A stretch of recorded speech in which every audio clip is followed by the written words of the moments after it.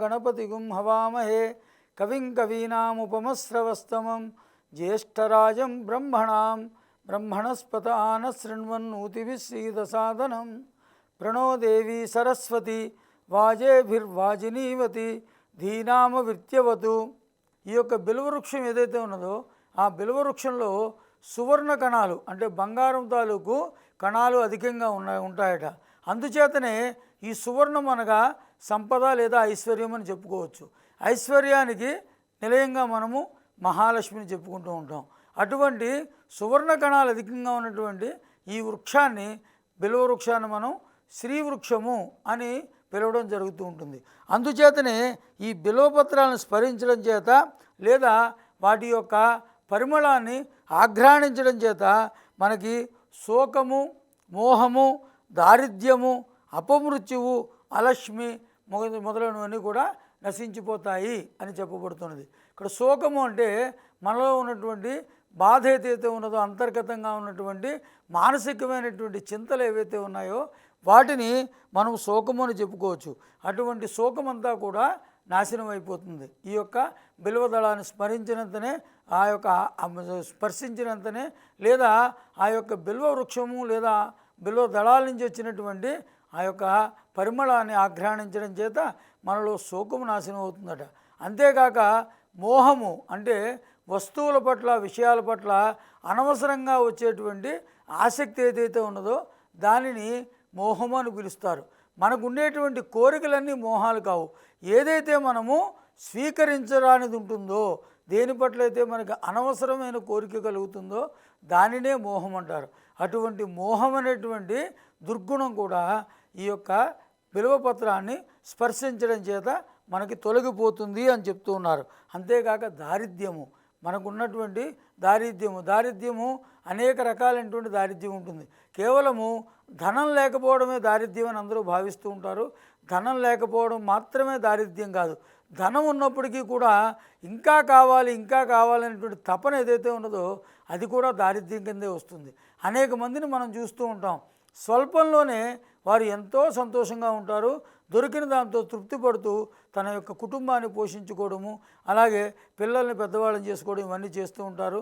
అంతేకాక తమకు కలిగిన దానిలోనే ధర్మకార్యాలకు, దానాలకు వాటికి కూడా వాళ్ళు ఆ ధనాన్ని వెచ్చిస్తూ వారి యొక్క ధనానికి చక్కనైనటువంటి విలువను ఆపాదిస్తూ ఉంటారు. అటువంటి వారు సంపన్నుల కంటే సంపన్నులు అని చెప్పబడతారు. అయితే కొంతమంది లోభులు ఉంటారు. వారికి ఎంత ధనం ఉన్నా ఎంత ఆస్తిపాస్తులున్నా ఇంకా తరగని కోరిక ఉంటూ ఉంటుంది. అనేక అధర్మ మార్గాల ద్వారా అనేకమైనటువంటి విచిత్రమైనటువంటి విన్యాసాల ద్వారా ధనాన్ని ఏదో రకంగా సంపాదించాలి, అది దాచుకోవాలి అనేటువంటి ఆలోచనలో ఉంటారు. లౌకిక వ్యవస్థలో మనం చూసినట్లయితే ఇటీవల ప్రతి వార్తాపత్రికలోనూ లేదా టీవీ ఛానల్లో వార్తల్లో చూస్తున్నట్లయితే ఈ ప్రభుత్వాధికారులు, రాజకీయ నాయకులు ఏదో ఒక రకంగా మోసపూరితమైనటువంటి వ్యవస్థలో మునిగి అనేక కోట్ల రూపాయల ప్రజాధనాన్ని వారందరూ కూడా ఈ యొక్క విచిత్రమైనటువంటి విన్యాసాల ద్వారా దాన్ని పక్కదారి పట్టించడం, వారు ఎంతో ఆస్తులు సంపాదించుకోవడం పట్లే వారి ఆసక్తి ఉంటుంది, కానీ ధర్మకార్యాల పట్ల ఆసక్తి లేకపోవడం చూస్తూ ఉంటాం. వీరు దరిద్రుల కన్నా కూడా దరిద్రులని చెప్పవచ్చు. వారి దగ్గర వేల కోట్ల ఆస్తి ఉండవచ్చు, కానీ ధర్మనిరతి లేకపోవడం, పైగా ఆ ఆస్తి ఏదైతే ఉన్నదో అది సంపాదించవలసినటువంటి మాధ్యమం ద్వారా కాకుండా దుర్మార్గమైనటువంటి మాధ్యమం ద్వారా సంపాదించేటువంటి ఈ వ్యవస్థ ఏదైతే ఉన్నదో అది కూడా దారిద్ర్యం కిందే వస్తుంది. అటువంటి వారు కూడా ఈ బిల్వపత్రాన్ని స్పర్శించడము లేదా ఈ బిల్వపత్రం ద్వారా శివునికి లేదా అమ్మవారికి పూజ చేయడం ద్వారా వారిలో ఉన్నటువంటి ఆ లోభత్వం ఏదైతే ఉన్నదో అది నశించి వారిలో ఉన్నటువంటి ఆ విపరీతమైన ధనకాంక్ష తొలగిపోయి పుణ్యాత్ములయ్యేటువంటి అవకాశం ఉన్నది. అందుచేత ఈ మాధ్యమం ద్వారా ఈ విషయాన్ని గ్రహించినటువంటి అటువంటి లోభత్వము లేదా అక్రమార్జన ఎవరైతే మనసులో ఉన్నదో వారు ఆ మార్గం నుంచి మళ్ళాలంటే ఈ యొక్క బిల్వపత్రం ద్వారా పూజించడము, శివుని లేదా మహాలక్ష్మిని పూజించడము వారికి ఆ పాపరాశిని తొలగించడమే కాకుండా వారిలో ధర్మనిరతి పెరిగి వారి యొక్క అర్థానికి ఒక విలువను ఆపాదిస్తుందని గ్రహించాలి. ఇటువంటి దారిద్ర్యం ఏదైతే ఉన్నదో ధనము ఉన్నప్పటికీ దానిని సక్రమ రీతిలో లేదా ధర్మరీతిలో ఖర్చు పెట్టినటువంటి వ్యవస్థ కూడా దారిద్ర్యంలోకి వస్తుంది. ఇక సామాన్యమైన దారిద్ర్యం ఏదైతే ధనం లేకపోవడం ఉంటుందో, ఎవరైతే బీదవారు ఉంటారో వారు కూడా ఈ యొక్క బిల్వపత్ర పూజ చేత ధనవంతులైనటువంటి ఘట్టాలు మనం ఈ పురాణాల్లోనూ చరిత్రలోనూ అనేకం తెలుసుకుంటూ ఉన్నాం. ఇక అపమృత్యువు, మృత్యువు అన్నది అత్యంత సహజమైనటువంటి ప్రక్రియ. దానిని ఎవ్వరూ తప్పించుకోలేరు. ఎందుచేత పుట్టుట ఎంత సహజమో అలాగే జన్మ, ఈ తనువును చాలించడం, ఈ జన్మను వదిలిపెట్టడం కూడా అంతే సహజం. కాబట్టి ఈ యొక్క మృత్యువు అత్యంత సహజమైనటువంటిది. కానీ ఈ అపమృత్యువు అనేది ఏదైతే ఉన్నదో అది చాలా దురదృష్టకరం. మనం చూస్తూ ఉంటాం, అనేక మంది యుక్త వయసులో ఉన్నవారు, చిన్నపిల్లలు కావచ్చు, అలాగే మధ్య వయస్కులు కావచ్చు, అనేక రకాలైనటువంటి దుర్ఘటనల ద్వారా కానీ లేదా వైపరీత్యాలు, ప్రకృతి వైపరీత్యాల ద్వారా కానీ వారందరూ కూడా మరణించేటువంటి వ్యవస్థను మనం గమనిస్తూ ఉన్నాం. ఇటీవల మనం చూసినట్లయితే అనేక ప్రమాదాల్లో అనేక మంది వ్యక్తులు వారి యొక్క ఆయుర్దాయం తీరకముందే మరణించినట్టుగా చూస్తూ ఉన్నాం. అదంతా కూడా అపమృత్యువు కింద వస్తుంది. ఈ యొక్క అపమృత్యువు తాలూకు బాధని కూడా ఈ బిల్వదళం యొక్క స్పర్శనము, అలాగే బిల్వదళం ద్వారా అర్చనము చేయడం ద్వారా అపమృత్యు దోషాలు కూడా పరిగ్రహించబడి మనము సక్రమంగా మన ఆయుర్దాయం మొత్తం జీవించి తదుపరి మృత్యువు సంభవించిన తర్వాత శివలోక ప్రాప్తిని మనము పొందుతాము అని ఇక్కడ చెప్పబడుతున్నది. అంతేకాక అలక్ష్మి, ఇందాక చెప్పుకున్నది మనం దారిద్ర్యం గురించి చెప్పుకున్నాం. ఈ లక్ష్మి అన్నది మనకి అష్టలక్ష్ములు చెప్తారు. ఈ యొక్క లక్ష్మిలో ఏ లక్ష్మి లేకపోయినా కూడా అది అలక్ష్మితో సమానంగా ఉంటుంది. కాబట్టి ఈ యొక్క లక్ష్మీ స్వరూపమైనటువంటి బిల్వదళాన్ని స్పర్శించడము లేదా ఆ బిల్వదళం ద్వారా పూజ చేయడము, ఇంకా ఆ బిల్వం తాలూకు ఫలాలని మీరు తెలిసే ఉంటుంది. దీనిని అనేక రకాలైనటువంటి హవన కార్యక్రమంలో కూడా హవిస్సులుగా ఉపయోగిస్తారు. ఇత్యాది కర్మలు ఈ బిల్వ వృక్షం తాలూకు ఏ అంశం, దళం కావచ్చు, లేదా దాని యొక్క శాఖ కావచ్చు, లేదా దాని యొక్క ఫలాలు కావచ్చు, వాటిని వినియోగించడం ద్వారా ఈ యొక్క అలక్ష్మి నుంచి కూడా మనము రక్షించబడతాము, మనము లక్ష్మీవంతులమవుతాము, సంపన్నులమవుతాము అని చెప్పబడుతున్నది.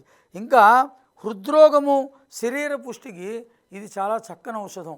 ఈ మధ్యకాలంలో ఈ యొక్క బిల్వదళాల యొక్క వినియోగము, అలాగే బిల్వ ఫలాల తాలూకు రసాన్ని వినియోగించడం అన్నది ఆయుర్వేదంలో ఒక ప్రధాన అంశంగా మారింది. మనము కూడా ఈ యొక్క బిల్వదళాలను కనుక ఒక గుప్పెడు బిల్వదళాలని నీటిలో మరగబెట్టి ఆ నీటిని త్రాగినా, లేదా కాస్త బిల్వదళాలని మనం నమిలి ఆ యొక్క రసాన్ని లోపలికి పుచ్చుకున్నప్పటికీ మన గర్భకోశంలో ఉన్నటువంటి అనేక వ్యాధుల నుంచి మనము విముక్తులం అవుతాం. అంతేకాక ఈ హృద్రోగము, అలాగే బీపీ అని చెప్పుకునేటువంటి ఈ రక్తపోటు ఏదైతే ఉన్నదో అది, అలాగే చక్కెర వ్యాధి, అనేక రకాలైనటువంటి మూత్రపిండాలకు సంబంధించినవి, కాలేయాలకి సంబంధించినటువంటి అనేకమైన వ్యాధుల నుంచి మనము ఈ బిల్వపత్రాలు లేదా బిల్వపత్రాల తాలూకు రసాన్ని సేవించడం ద్వారా వాటి నుంచి విముక్తి పొందగలుగుతాం. అంతేకాకుండా ఎప్పుడైతే జీర్ణ వ్యవస్థ సక్రమంగా నిర్వహించబడుతుందో అది శరీర పుష్టికి కూడా దోహదం చేస్తుంది. మనకి ఈ ఆయుర్వేద వైద్యులు చెప్తూ ఉంటారు, సమస్తమైనటువంటి ఈ యొక్క రుగ్మతలకి కారణం ఏమంటే ఈ పొట్ట ఏదైతే ఉన్నదో ఆ పొట్టలో ఉన్నటువంటి వ్యవస్థే, దాని అందే మనకి జీర్ణాశయము, ఇతర వ్యవస్థలన్నీ, మూత్రపిండాలు, కాలేయం అన్నీ ఉన్నాయి. కాబట్టి వీటి యొక్క వ్యవస్థ సక్రమంగా జరిగినట్లయితే శరీరం ఆరోగ్యవంతంగా ఉంటుంది. ఈ శరీర ఆరోగ్యము మనకి బిల్వపత్రాల ద్వారాను, లేదా బిల్వపత్రాల తాలూకు రసము, లేదా బిల్వము తాలూకు ఫలాలు ఏవైతే ఉన్నాయో ఆ రసం ద్వారా కూడా లభిస్తుంది. కేవలము దైవీ కృత్యాల్లో మాత్రమే కాకుండా శరీర ఆరోగ్యానికి కూడా ఈ బిల్వం ఏదైతే ఉన్నదో అది అత్యంత విశేషము అని ఆయుర్వేద శాస్త్రము మనకు వివరిస్తున్నది. అంతేకాక ఈ యొక్క రుద్రునికి మనము బిల్వదళాలతో చేసినటువంటి సమర్చనం అంటే పూజ ఏదైతే ఉన్నదో, అభిషేకము ఏదైతే ఉన్నదో తద్వారా మనకి తేజస్సు, జ్ఞానము, ఐశ్వర్యము, ఆరోగ్యము, ఆయుష్ ఇత్యాదులన్నీ లభిస్తాయి. తేజస్సు, మొట్టమొదట మనము ప్రకాశవంతం అవుతాం, అనగా మనలో ఒక రకమైనటువంటి విశేషమైన ఒక ప్రకాశం కనబడి ప్రతివారు కూడా మనల్ని గౌరవించేటువంటి వ్యవస్థ కలుగుతుంది. అలాగే జ్ఞానాన్ని పొందుతాం. జ్ఞానం అన్నది మనకి సహజంగా లభిస్తూ ఉంటుంది. ఎలాగా? మన యొక్క గురువుల ద్వారా కానీ, ఉపాధ్యాయుల ద్వారా కానీ, గ్రంథపఠనం ద్వారా కానీ లభిస్తూ ఉంటుంది. కానీ ఈ బిల్వ పత్రాల ద్వారా శివుణ్ణి అర్చించడం అనేటువంటి కార్యక్రమం చేసినందువల్ల అపారమైనటువంటి దివ్యమైన జ్ఞానం ఆ శివుని యొక్క అనుగ్రహంతో మనం పొందగలుగుతాం. అందుచేతనే అనేక మంది ఈ కార్తీక మాసం పర్యంతము లేదా ఇతర విశేష పర్వదినాల్లోనూ కూడా శివునికి లక్ష బిల్వార్చనల పేరుతో ఈ బిల్వదళాలను సేకరించి శివునికి అర్చన చేయడం అనేది మనం చూస్తూ ఉంటాం. ఈ అర్చన ద్వారా కేవలం చేసిన వారు మాత్రమే కాకుండా ఆ ప్రాంగణంలోనూ ఆ ప్రాంతంలో ఉన్న సమస్త జీవులు కూడా చక్కనైనటువంటి ఐశ్వర్యము, ఆరోగ్యము పొంది అపమృత్యువు నుండి కాపాడబడతారు అని చెప్పబడుతున్నది. ఇత్యాదుల వల్ల ఈ రకంగా బిల్వదళంతో మనం బిల్వార్చన చేసినందువల్ల మనం అనేకమైనటువంటి లాభాలు పొందుతున్నాం. కేవలము శివునికి మాత్రమే కాక మహాలక్ష్మికి అలాగే శ్రీ మహావిష్ణువుకి కూడా బిల్వదళాలు అత్యంత ప్రీతిపాత్రము కాబట్టి ఇదేదో శివునికి సంబంధించిన వ్యవస్థ అని మాత్రమే అనుకోకుండా అన్యులు ఇతరత్రా పూజ చేసేవారు కూడా ఈ బిల్వదళాలని ఉపయోగించడం ద్వారా ఆయా దేవతల యొక్క అనుగ్రహాన్ని పొందేటువంటి అవకాశం ఉన్నది.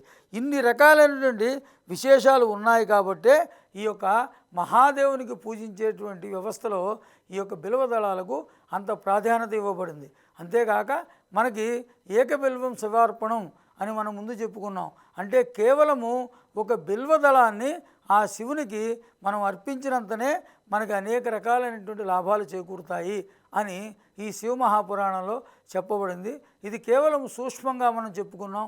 ఇంకా ముందు ముందు అధ్యాయాల్లో దీని పట్ల విశేషమైనటువంటి వివరణ మనకి తెలుస్తుంది. అంతేకాక ఇంకా ఏమి చెప్తున్నారంటే ఈ ఉపోద్ఘాతంలో దీపదానం యొక్క మహిమను గురించి వివరించడం జరుగుతున్నది. ఈ దీపదాన మహిమ అనేటువంటి కథని మనము చాలాసార్లు విని ఉంటాం. గుణనిధి అనేటువంటి కథ మనకి అనేక రకాలుగా పాఠ్యాంశాల్లో కూడా పూర్వం వచ్చేది. నేడు ఈ యొక్క విద్యా వ్యవస్థలో వచ్చిన మార్పుల కారణంగా ఇటువంటి నీతి కథలు అలాగే దైవభక్తితో కూడినటువంటి కథలు కూడా ఈ యొక్క విద్యా వ్యవస్థలో మృగ్యమైపోవడం చేత నేటి విద్యార్థులు ఈ యొక్క శివమహిమను చూపేటువంటి ఈ గుణనిధి కథని చదివేటువంటి కార్యక్రమం లేకుండా పోయింది. ఇప్పుడు మనం ఈ మాధ్యమం ద్వారా గుణనిధి యొక్క కథని ఒక్కసారి పరికించి చూసినట్లయితే దీని అందలి దీపదాన మహత్యం వల్ల ఆ గుణనిధి ఏ రకమైనటువంటి లబ్ధి పొందాడో మనం చూడవచ్చు. పూర్వకాలంలో కాంపిల్యము అనేటువంటి ఒక నగరం ఉండేది. ఆ కాంపిల్య నగరంలో యజ్ఞదత్తుడు అనేటువంటి మహాపండితుడు ఉండేవాడు. ఆయన వేదాంగాల్లోనూ పురాణాల్లోనూ ఇతర యజ్ఞయాగాది క్రతువుల్లోనూ కూడా మహానిష్ణాతుడు. ఆ ప్రాంతం అంతా కూడా యజ్ఞదత్తుడి పేరు మారుమోగేటువంటి వ్యవస్థ ఉన్నది. అటువంటి మహానుభావుడైనటువంటి యజ్ఞదత్తునికి దైవప్రసాదంగా ఈ గుణనిధి అనేటువంటి ఒక కుమారుడు జన్మించాడు. ఆ గుణనిధి అనేటువంటి కుమారుడు ఎట్లాంటి వాడయ్యా అంటే చిన్నతనం నుంచి కూడా అల్లరిగా తిరగడమే కాకుండా అనేక రకాలైనటువంటి దురభ్యాసాలను అన్ని రకాలైనటువంటి చెడు స్నేహాలతో అతను చెడ్డ పనులన్నీ చేయడం మొదలుపెట్టాడు. కొంతకాలం వరకు ఈ యజ్ఞదత్తుడు కుర్రవాడు మారతాళ్లే అని అతనికి నయాన భయాన చెప్పడం ప్రారంభించాడు. అయినప్పటికీ కూడా కొన్ని రోజులు చూసినట్లయితే ఈ గుణనిధి చేసేటువంటి తప్పు పనులకి ఏ రకమైనటువంటి అంతు లేకుండా పోయింది.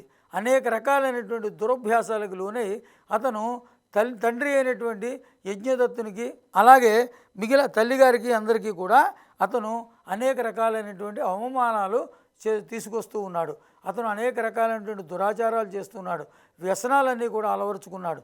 అందుచేత పుట్టినది చక్కనైనటువంటి వైదిక బ్రాహ్మణ కుటుంబం అయినప్పటికీ కూడా అన్నిటికంటే కూడా నీచ జాతిలో పుట్టిన వారి కంటే అధ్వాన్నంగా ఆచార వ్యవహారాలన్నింటినీ కూడా అతను విసర్జించి యజ్ఞయాగాది క్రతువుల మాట పక్కన పెడితే కనీసం సంధ్యోపాసన కూడా చేయనటువంటి దుర్భరమైనటువంటి పరిస్థితికి అతను దిగజారిపోయి ఉండడం జరిగింది.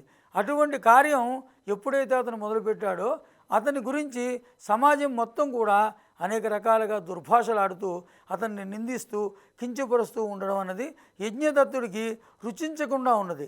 అందుచేత యజ్ఞదత్తుడు భార్యతో సంప్రదించి ఇటువంటి దుర్మార్గుడైనటువంటి కుమారుడు పుట్టడం కంటే వాడు పుట్టలేదనుకుని మనము నిస్సంతుగా ఉండడమే మేలు అని చెప్పి ఆ తల్లి బాధపడుతుంటే ఆమెను ఊరడించి నువ్వు బాధపడవలసిన పని లేదు, ఈ కుమారుడు మనకి తెచ్చిన మచ్చ కన్నా మనకి సంతానం లేదన్న బాధ ఇంకా మంచిది అని చెప్పి ఆయన శాస్త్రవిధిగా కుమారుడికి కర్మకాండ చేసి తన పుత్రుడు మరణించాడు అని ప్రకటించాడు.